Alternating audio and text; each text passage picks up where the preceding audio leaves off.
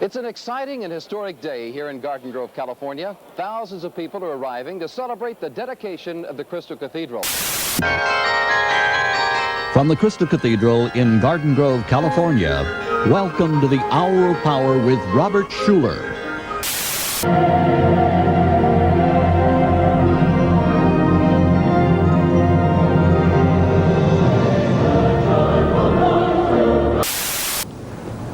This is the day that God has made. Let us rejoice and be glad in it. Longtime members of the Crystal Cathedral congregation are emotional Thursday night after Judge Robert Kwan approved the Catholic Diocese of Orange bid to buy the world-famous Crystal Cathedral Church in Garden Grove. For the first time since televangelist Robert Schuller began preaching 57 years ago, he and his family have no connection to the Crystal Cathedral in Southern California. More than 3,000 people attended to witness the transformation of this 34-acre campus from a Protestant televangelist center to a Catholic church.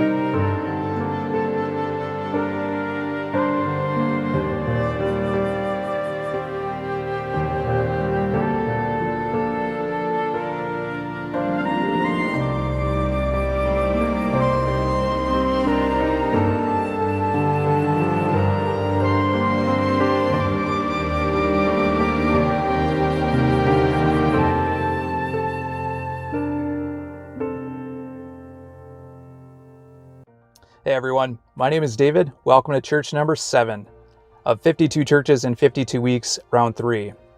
Today, we're going to take a look into the ongoing story of what used to be called the Crystal Cathedral near LA. This church was made famous by Reverend Robert Schuller and was home to the Hour of Power.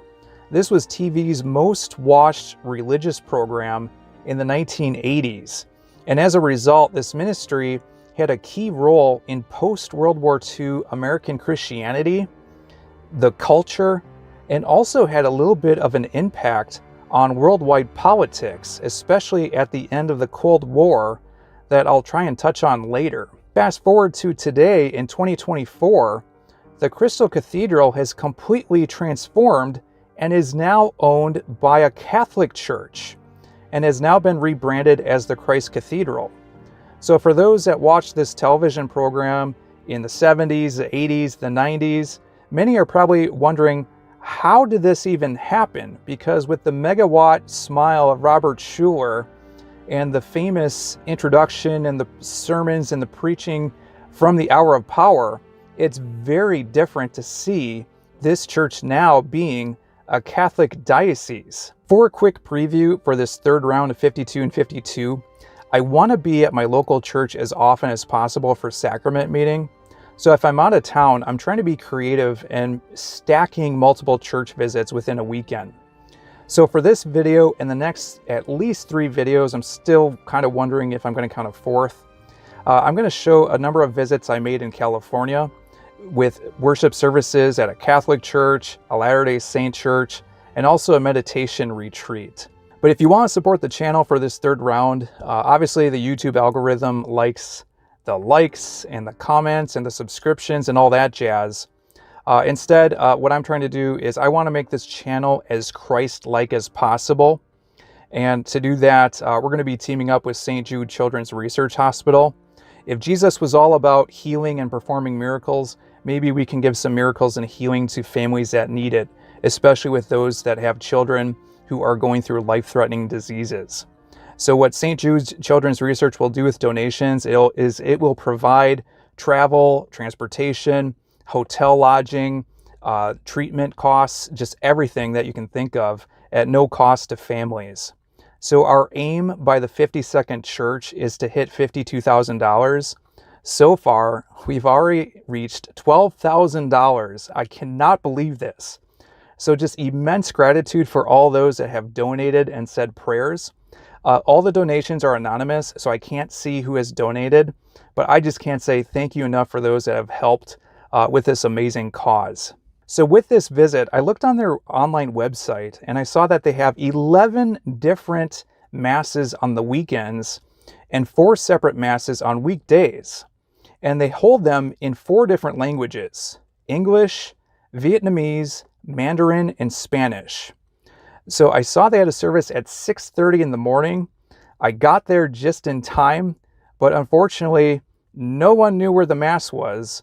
And I had thought that the Christ Cathedral would hold all the Masses. Well, all the doors were locked. They had one security guard there, and he didn't know himself. So the only room that they had open was for a prayer room. So when I got there, I spent about 10-15 minutes in this prayer room and then decided, okay, I know they have another Mass at 8 a.m.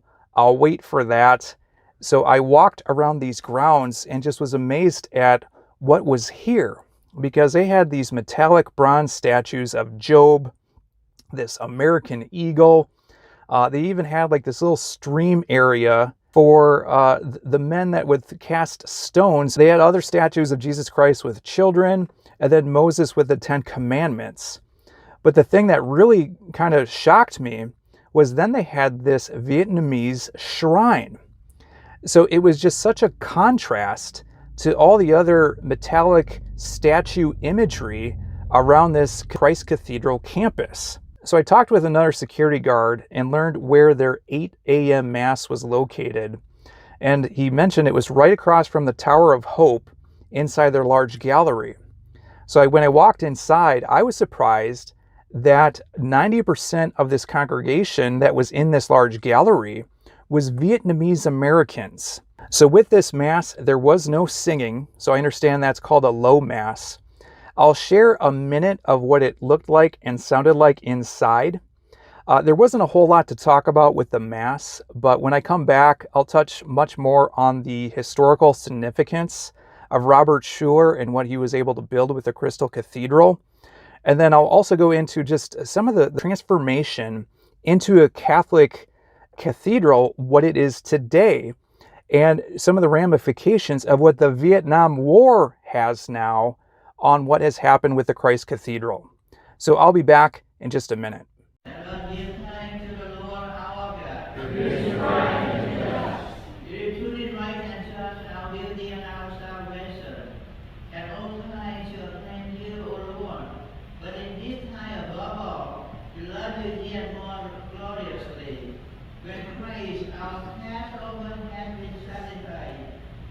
Through him, the children of light will rise to eternal life, and the halls of the heavenly kingdom are thrown open to the faithful.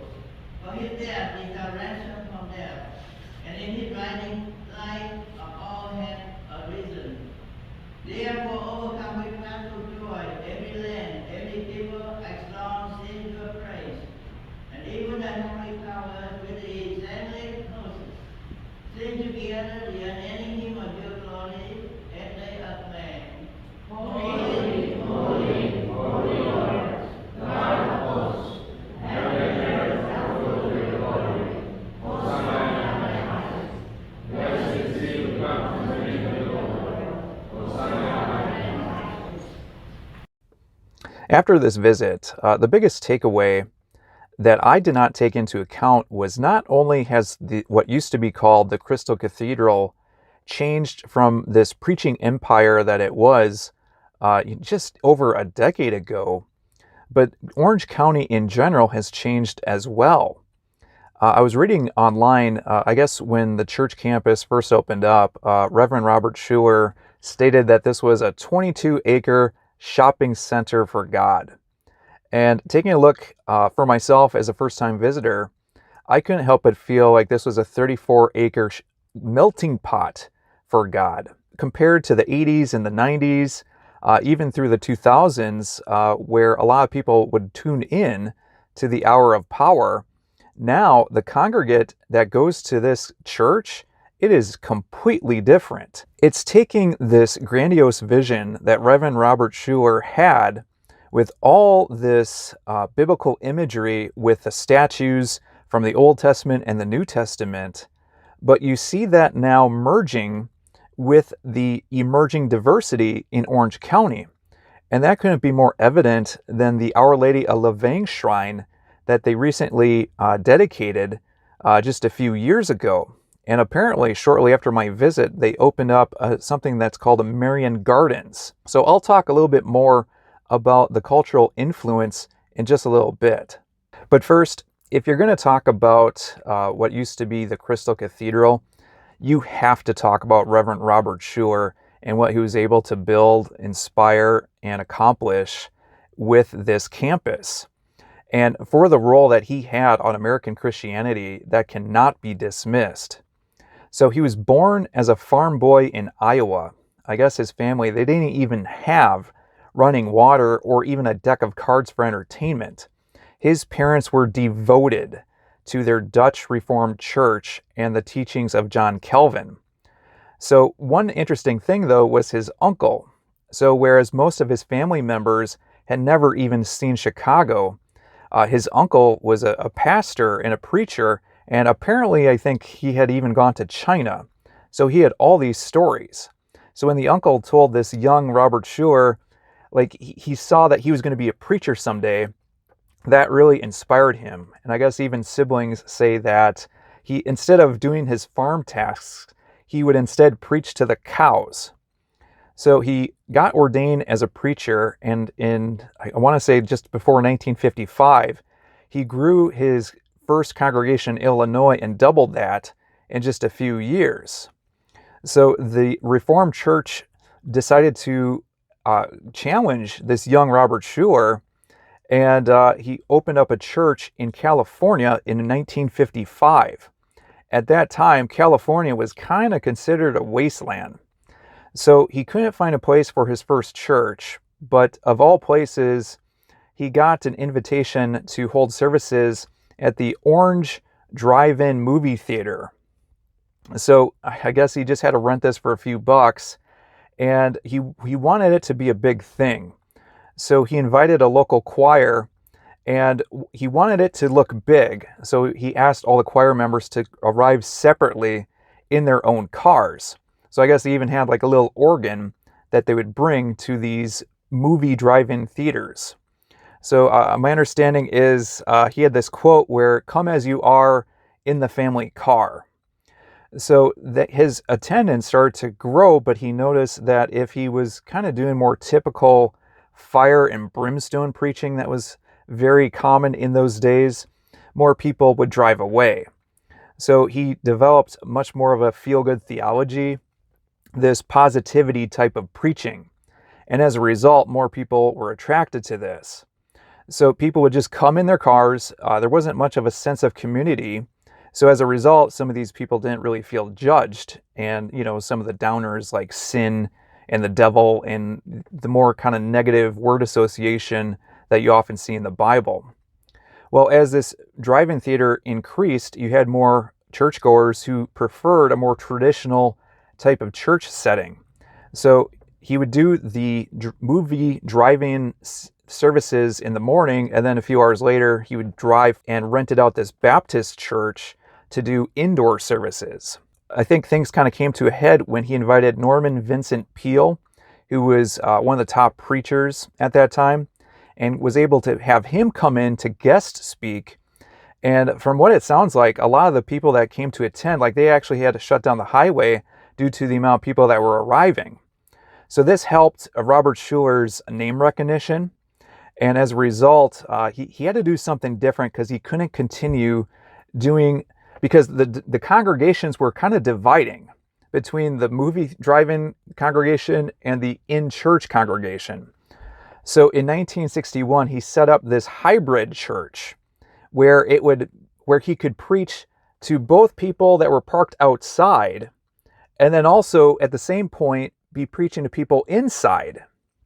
So this was a very novel concept. Well, even when they first started building this, he got a lot of heat because many saw this as kind of like a monument to himself. So as a result, he had this prayer where he got this answer from Christ. And so as a result, in the chair boardroom, he left this empty seat saying that Jesus Christ was head of the board. So that kind of helped gain traction to have this even happen. So as that was a success, they also built this Tower of Hope. So that became a call center. So a lot of people, so he would kind of raise funds from donators for different type of church projects that they were trying to build. And one of the positives of that is with this call center, from what I read, it sounds like this turned into the very first 24/7 suicide prevention hotline in the world as well. So again, the ministry was growing, and by 1970, Billy Graham was probably the most famous preacher. So Robert Schuller wanted to get into TV, so that's where the Hour of Power started, from their Tower of Hope. And over time, with the popularity of the TV show, then he started to craft this idea of building the Crystal Cathedral. He employed the help of an architect who was very renowned at that time. I believe his name was Philip Johnson. And the plan was to have 10,000 glass panes, part of this Crystal Cathedral, in the shape of a star if you're looking over it. So if you donated, I want to say $500, you could have your name written on this glass pane. So the funds came in. He told Philip Johnson, with the architect, don't even worry about the price. We'll raise the funds. So I think the price ended up being $18 million. So they're able to build this, and it was dedicated in 1980, and that was a huge show for everybody. And then throughout the 1980s, with this, this largest glass structure building in the world, the Hour of Power became the most widely watched television program for a religious show in the 80s, and would continue into the 90s, though I think Joel Osteen may have upended him from a popularity standpoint at that point. But then, because of his popularity, Schuller had a big impact on American politics, especially with bringing on different guests onto his show, because he had President Gerald Ford come on to talk, but then he'd also would see him with President Ronald Reagan. He spoke and gave the invocation at the 1988 Republican Convention, was seen shaking hands with President George Bush. Even with President Bill Clinton's presidency, President Clinton actually addressed him with the State of the Union address as Reverend Schuller was seated next to Hillary Clinton. So Bill Clinton had been inspired to cite from Isaiah during that State of Union address. Robert Schuller then started to expand his ministry internationally, and even started to create a relationship with Mikhail Gorbachev.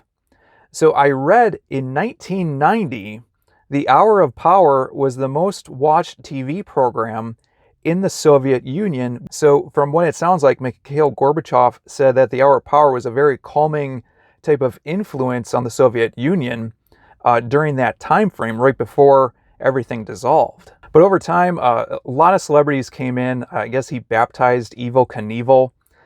Tommy Lasorda, the longtime LA Dodgers manager, appeared frequently on the program. And I guess like Muhammad Ali as well asked to get an autograph from Reverend Schuller. So for its 30th anniversary episode, it sounds like the Hour of the Power was the 4th longest running television program in the United States. So the only other 3 shows that lasted longer was Face the Nation, Meet the Press, and 60 Minutes. So as Reverend Schuller said, news, news, news, and then you have good news. So Schuller retired in 2006, and by the time that he had retired, the Hour of Power had produced over 1,500 hours of TV time. But shortly after his retirement, he gave the keys to the kingdom, so to speak, to his son, Robert A. Schuller. And then things started to fall apart, because with Robert A. Schuller, he quickly resigned after less than 3 years. And I guess the elder Schuller said they just didn't share a common vision, because Reverend Schuller wanted this program to start to be more focused on guest speakers and guest preachers. So over time, though, 2008 rolls around, they're trying to get more vanity projects completed. The Great Recession hits, and next thing you know, the bank accounts end up dry, and soon they were $50 million in debt. And kind of in the beginning of this video, I kind of show some of the congregation members just completely perplexed where their money had gone to, because everything was gone. And as a result, the church had to file for bankruptcy protection in 2010. And from there, the judge ordered, there was a number of bids put on the campus, and the Catholic Diocese of Orange won out. I guess they put in a bid of about $53 million, which was a huge help to them, because they were actually growing and they had the funds to fund this. By purchasing the Crystal Cathedral, this ended up saving them a lot more money than building a new cathedral from scratch.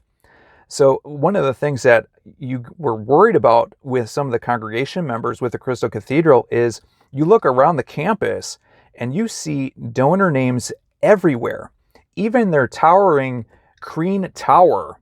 This, to me, it almost kind of looks like a good version of the Tower of Sauron from the Lord of the Rings.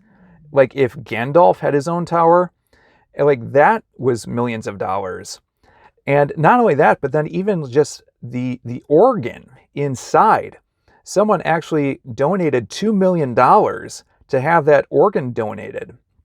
Then you also had the cemetery gardens that I took a look around. And I was amazed to see just how big this was on their campus.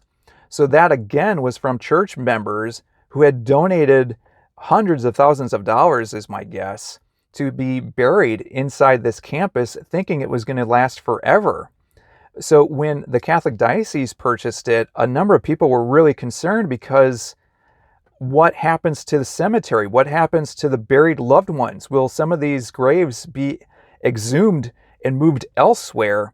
So there was a lot of questions with where did the money go, but also what's the future, and what happens next? So Robert Schuller, he eventually passed away, I want to say about 2014, 2015. And from there, the Hour of Power still is happening right now. It's led by Bobby Schuller, but it is nothing like it used to be from all those years ago. Meanwhile, as the Schuller dynasty was completely collapsing due to the Great Recession, you had the Diocese of Orange, and they had recently just purchased land nearby to build a new cathedral, because what they had at that time was just too small to accommodate the growing population, especially with Vietnamese Americans. So as a result, they took a look in the Crystal Cathedral. Prices were as low as it possibly could be, and they found that the location was going to be better. The price for what they were going to be purchasing was way better than starting from scratch with a new building. And not only that, but the campus had all these administrative buildings that they could employ to build up the diocese in the area. So they put in a bid. I think the original asking price was $50 million. They paid $53 million. And almost kind of like as a courtesy, they gave a 3-year lease to Crystal Cathedral Ministries at very below market rates, so they could kind of finish up what they needed to do and get a new home. So the Catholic Church, they started to renovate the Crystal Cathedral and rebranded it as the Christ Cathedral. And granted, nothing was crystal, and it wasn't technically even a cathedral, but they had to convert this from almost like a TV evangelical megachurch and change this into a setting that could have Catholic liturgy. So compared to what you probably have seen on TV decades ago to what it is now, it is completely different. So they rededicated it in July 2019. right before the pandemic, so they didn't really even get to use it very much before everything closed down. One thing you may be wondering is the very strong Vietnamese American influence, especially during that low mass, because it's a stark contrast to the congregation members from the Hour of Power that you would see on TV from the 70s, the 80s, and the 90s. Well, in Orange County, there's a nearby district called Little Saigon. It's named after Saigon, which was a capital city in South Vietnam. So as a result, this district, a number of people that fled are first-generation immigrants from Vietnam to get away from that type of communism. So even though the U.S. and Vietnam relations are much more relaxed than in what it was decades ago, the people that live in this district, they are very capitalistic, they're very traditionally conservative, and as a result, obviously very anti-communist. Well, one other thing with this is they also are devoutly Catholic. And that all stems from, that's where you get the Our Lady of La Vang shrine that they have now at the rebranded Christ Cathedral. So the story behind this was in 1798, Catholicism was beginning to spread in Vietnam. And the then emperor of that day found this as a threat. So he issued this edict, and then a number of persecutions started to rise. So a number of people had to flee, and they found refuge in this rainforest called La Vang. And a number of people fell, deathly ill. And so they get at the bottom of this tree and they'd pray the rosary. Well, due to witness accounts from that day, they said that they saw this supernatural appearance, this apparition of the Virgin Mary wearing the Vietnamese clothing. And she was with the baby Jesus, and then she also was flanked by two angels.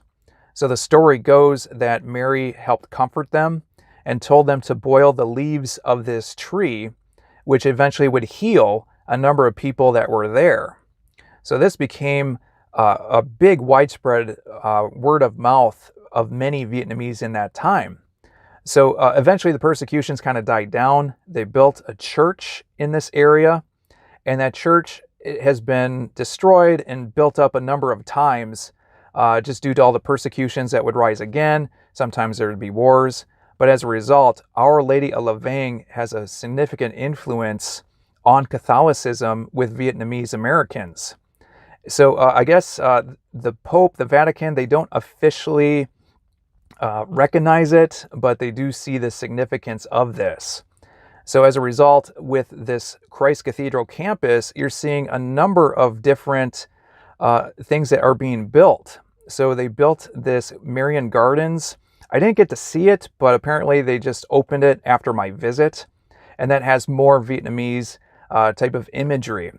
So to see, the imagery of the Robert Schuller statues from the Old Testament and the New Testament, and now to see new shrines with Catholicism, especially paying homage to Vietnam, it's a very different visual to see if you're seeing this for the very first time.